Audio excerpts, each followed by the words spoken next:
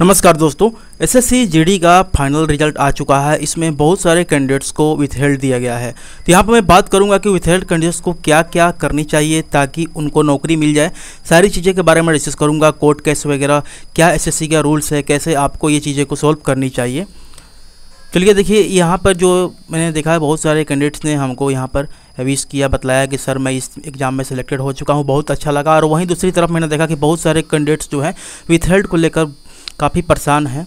उनके साथ इस तरह का मतलब ट्रीटमेंट किया गया, लग रहा था कि उनके साथ धोखा हुआ। ऐसे मैंने कमेंट पढ़े, लग रहा था कि आंख में आंसू आ जाएगा।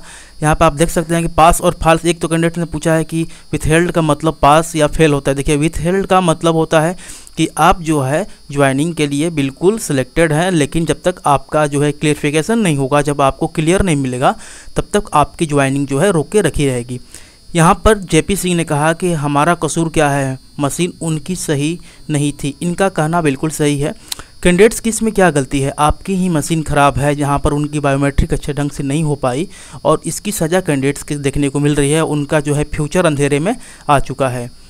यहाँ पर मैं बात करूँ आपके लिए, तो यहाँ पर ये एक जो आपका जो रिजल्ट का नोटिफिकेशन आया था, उसमें यहाँ पर 30 नंबर पर क्लियरली मेंशन है कि any discrepancy with respect to the selection. कहने का मतलब यहाँ पर बतलाया जा रहा है कि सिलेक्शन में किसी भी प्रकार की यदि आपको लगता है कि त्रुटि है, मतलब आप रिजल्ट से सेटिस्फाइड नहीं हैं, तो आपको क्या करना है, एसएससी के जो ये रिजल्ट आपका पब्लिश हुआ उसके 1 मंथ के अंदर आपको कमीशन को जाकर विजिट करना है। वहाँ पर जाकर अपना जो इशू है वहाँ पर रखना है। और इस चीज़ का एक और आपको करना होगा कि यदि आप फ्यूचर में कोर्ट केस करना चाहते हैं, ठीक है, तो कोर्ट केस करने वाले कैंडिडेट्स के लिए काफ़ी इम्पोर्टेंट है कि वे 1 मंथ के अंदर एसएससी को ये सूचना दे और वहाँ से वे लोग रिसीविंग जरूर लें। विदाउट रिसीविंग आप यहाँ पे कोर्ट केस करेंगे तो कोई फ़ायदा नहीं होगा। एसएससी आपको डायरेक्ट कह देगी कि आपको 1 मंथ का समय दिया गया था। नोटिफिकेशन में मैंने इस चीज़ को मेंशन किया था, आप 1 मंथ के बाद आए तो आपके इस पर कोई सुनवाई नहीं होगी, ठीक है। तो आपको यदि कोर्ट केस करना है, देखिए मैंने बहुत सारे कैंडिडेट्स को देखा है कोर्ट केस से उनकी ज्वाइनिंग हो चुकी है। देखिए, आप सही हैं, यदि आपको लगता है कि आप में कोई त्रुटि नहीं है तो मैं सजेस्ट करूंगा कि आप आसानी से मत छोड़िएगा। जो भी कदम उठाना आपको सही लगे आप बिल्कुल उठाइए। आई सजेस्ट कि आप कोर्ट केस भी करें।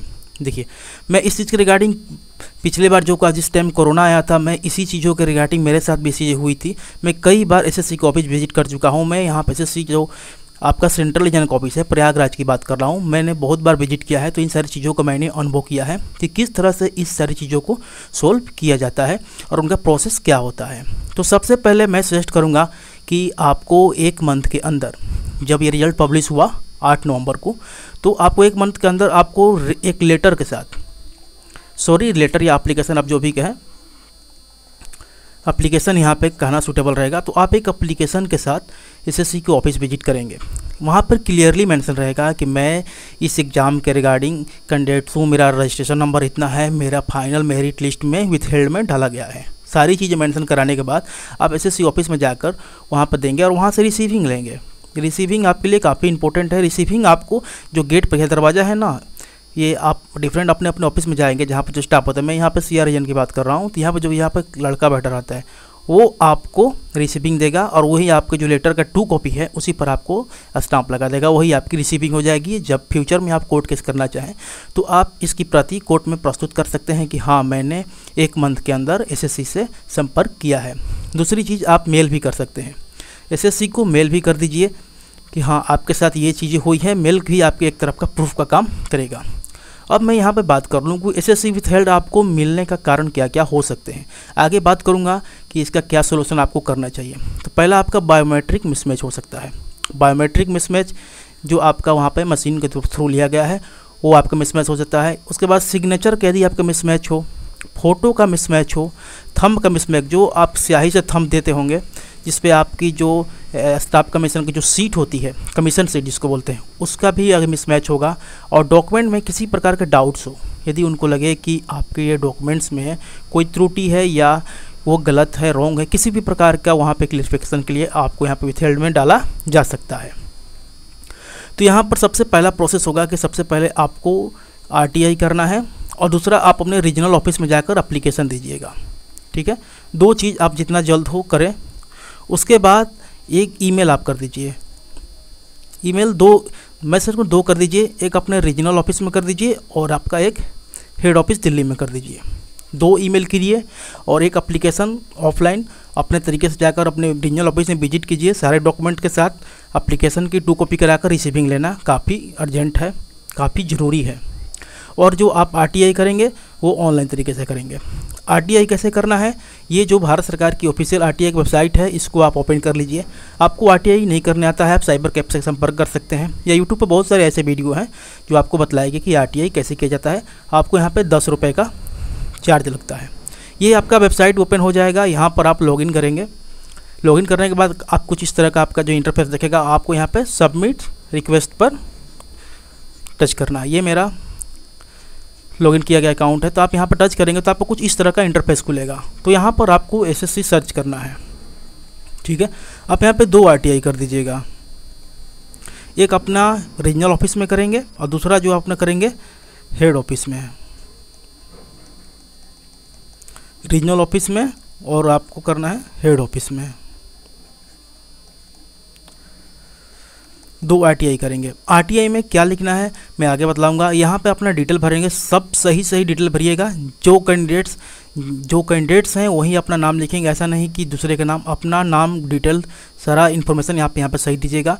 यहाँ पर क्या लिखना है, यहाँ पर ही आपकी क्वेरी रहेगी कि आप क्या मांग करना चाहते हैं, तो मैं आगे बतलाऊँगा, ठीक है। तो यहाँ पर आप SSC चूज कर लीजिएगा, यहाँ पर सेलेक्ट हो जाएगा। उसके बाद अपना पूरा डिटेल भर देंगे।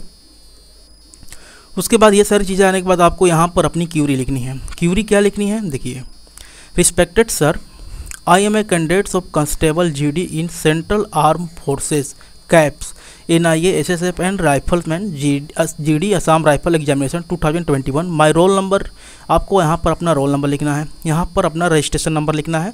The final result was published on 8 November 2022 in which my name is in the withheld list. Give a clear explanation of why I have been placed in the withheld। ठीक है, यदि आप अपने तरीके से अपने शब्दों में लिखना चाहें तो लिख सकते हैं।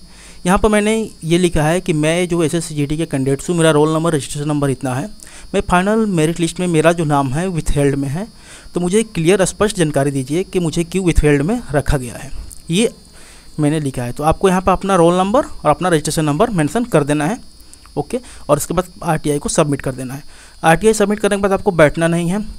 उसके बाद आप ये जो मैंडेटरी है, मैं जी बार बार कर रहा हूँ कि आप अपने 1 मंथ के अंदर आप रीजनल ऑफिस में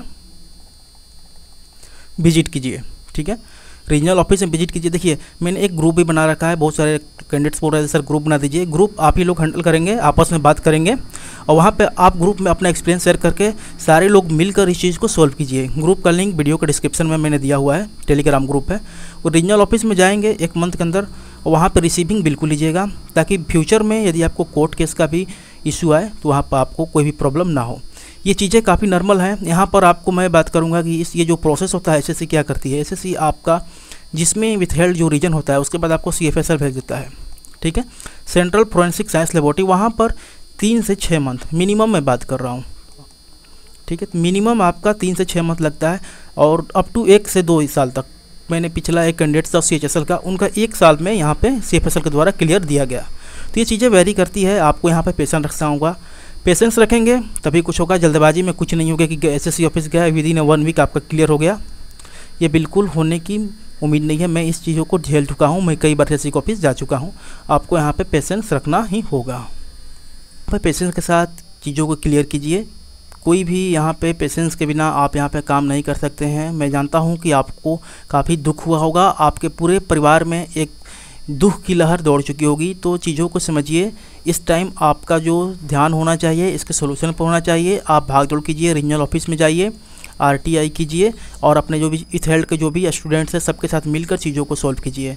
वीडियो इंफॉर्मेटिव लगे तो लाइक ज़रूर कीजिएगा और चैनल के साथ जुड़ जाइए, क्योंकि हमारे साथ बहुत सारे कैंडिडेट्स जुड़े हुए हैं। जैसे जैसे उन लोगों के द्वारा अपडेट भी मिलती रहेगी तो आपके साथ मैं यहाँ पर शेयर करता रहूँगा। बहुत सारे कैंडिडेट्स मेल के द्वारा, मेल, इंस्टाग्राम, इतने सारे मेल आ चुके हैं कि मैं यहाँ पे दिखा नहीं पाऊँगा। तो चैनल के साथ जुड़ जाइए, जैसे अपडेट आएगी मैं यहाँ पर भी आपको इन्फॉर्मेशन प्रोवाइड कर दूँगा। तो चलिए वीडियो कहीं समाप्त करते हैं। Thanks for watching this video.